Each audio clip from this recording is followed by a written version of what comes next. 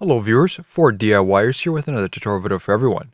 In this particular video here, I'll be showing you how to apply a wax or oil spray to your vehicle like a professional, but at home.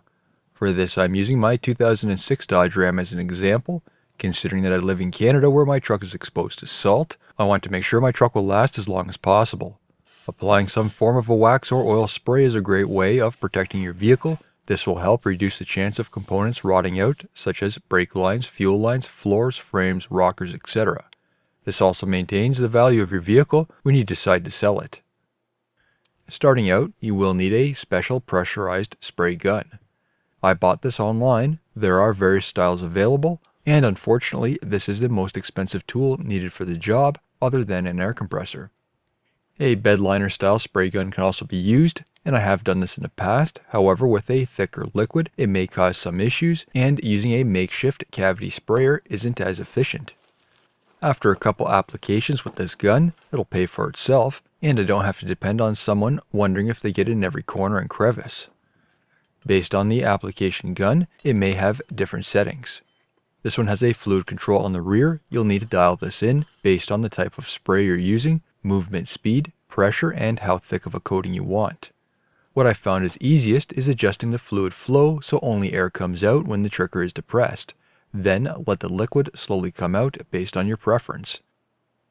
This gun also comes with a quick disconnect that allows me to change out various attachments such as a 360-degree cavity wand, which is what I use the most, a 90-degree hook wand, a couple fan tips, and another 45-degree sprayer wand. Before applying the oil, a week before I took the truck to a local car wash which has heated water, making the removal of the previous spray or dirt easily wash off. I also used my own multi-purpose cleaner that comes from my local detailing supplier as a concentrated mix to spray the underside of the truck to help cut into any of that buildup. Car washes typically have storage tanks where it's able to keep the contaminated water so it's not sent back to the water treatment plant or absorbs into the ground. Give it a couple days to dry. This will depend on your temperature. You can even wash the inside of the frame if you wish. I've already used a borescope to see inside the frame so I know it's clean. If you were to take your vehicle to a place which applies rust-inhibiting coatings, from what I've found, they do not wash the underside of the vehicle. Washing the underside does help the new coating bite into any rust or bare metal, maximizing its protection.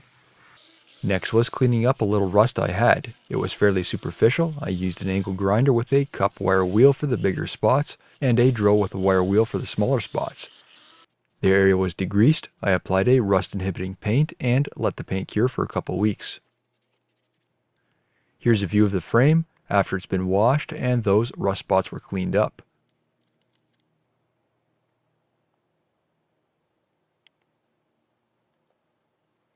Back to the sprayer, here I am using a wax and oil hybrid mix coating. I wanted something which would creep and penetrate seams like oil, but has a thick, self-healing non-drip coating like wax. This is a 3.8 liter can of coating. The container for the gun holds 1 liter. I used about 3 liters or 3.2 quarts in total on the truck. Ideally, it's best to do this on a warmer day so the coating flows better. The day of the application was around 10 degrees Celsius or 50 degrees Fahrenheit. In order to help the material flow, after filling the container I placed it in a bucket of hot water.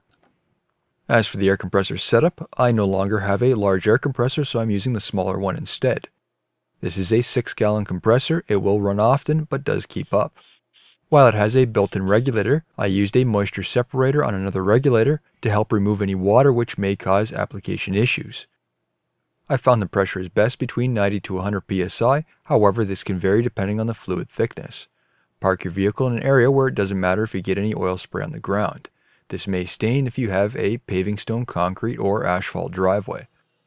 I have a small tarp on the ground so the spray doesn't get on me. You'll see that in a moment.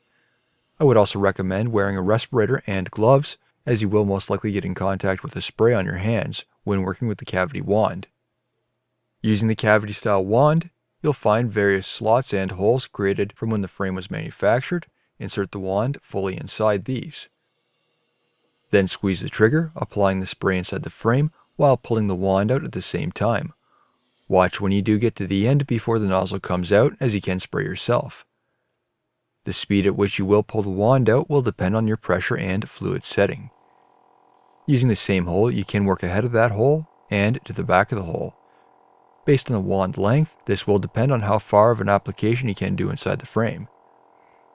Continue doing this for the whole frame. If you're working with a unibody vehicle, the same process can be applied to the vehicle's structure. While a unibody doesn't have a frame such as this truck, you will still have a subframe and enclosed structural components along the floor with possible rubber plugs that can be removed to access the inner surfaces. This will be applied on the inside for the full length of the frame, working in both the front and rear wheel wells using the same style access holes. Use only the factory holes, don't drill into the structural components as you may jeopardize its integrity, and you'll also leave bare steel, promoting surface rust. Working with the inner surface of components, keeping the application process a little cleaner so there's minimal risk of getting it on yourself. While this is a no drip formula, it can still drip if there's too much applied, or you can brush up against the surface. I did the same application on the opposite side of the truck too, and even covered the inside of the cross members. Here's the front cross member under the engine. While it's not fully enclosed like the rest of the frame, it still gets a coating on the inside as protection. Areas where you don't want the coating to come in contact with will be the brakes, exhaust, and drive belts. Moving up on the body, starting at the front and working your way back. First is removing the headlights. This allows for better access behind the front fenders going through the factory holes in the body. Again, use the exact same wand, feed it inside the hole as far as it'll go, then pull the trigger while pulling the wand out at the same time at a consistent speed. Other areas also include the top of the fender structure, which is a hollow tube, and other holes in the inner fender. The lower support in the front of the radiator, and the top support too. Next is working within the structure of the hood. While the higher components are not exposed to as much road debris, it's still a good idea to have that rust protection there, as sometimes rust can form between body seams after being exposed to any moisture over the years. I found rear access points behind the fenders by the hood hinge, so the product is applied here too. Look for any body holes which can give you access in different areas.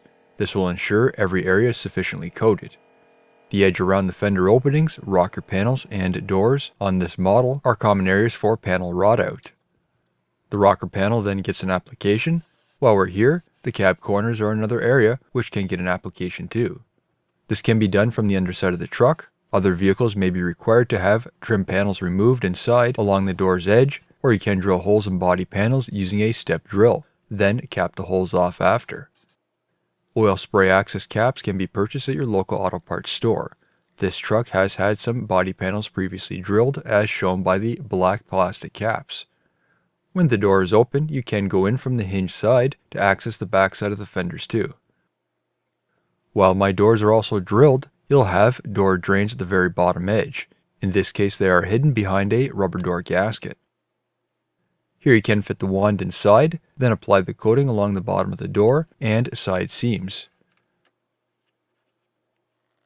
The doors are made from two pieces, an inner and outer shell, with a crimped edge all the way around, so they're an easy target for rust.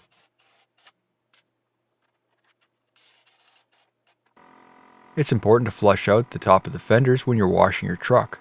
Most trucks seem to trap quite a bit of road debris on the top between the inner and outer fender.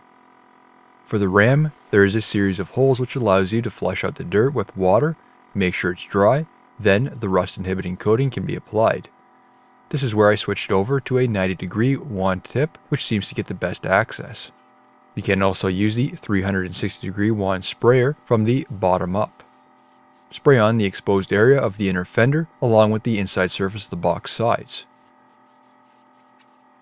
Moving on to the rear of the truck, remove the taillights, and this will provide some access in behind the fenders and lower rear bedside behind the mud flaps, which can be a problem area for rust. The same process can be done for vans, cars, and SUVs.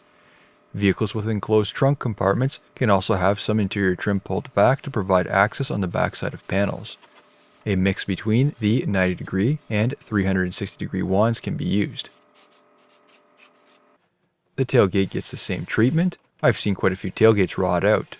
There's a series of drain holes on the bottom of the tailgate that can be used, access holes on the side, or even pre-drilled holes if your vehicle has that.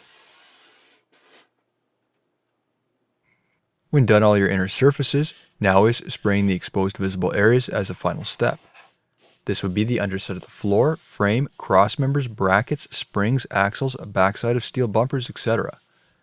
Try to avoid any plastic or rubber components, and just like I mentioned previously, also avoid the areas like exhaust, brakes, and drive belts.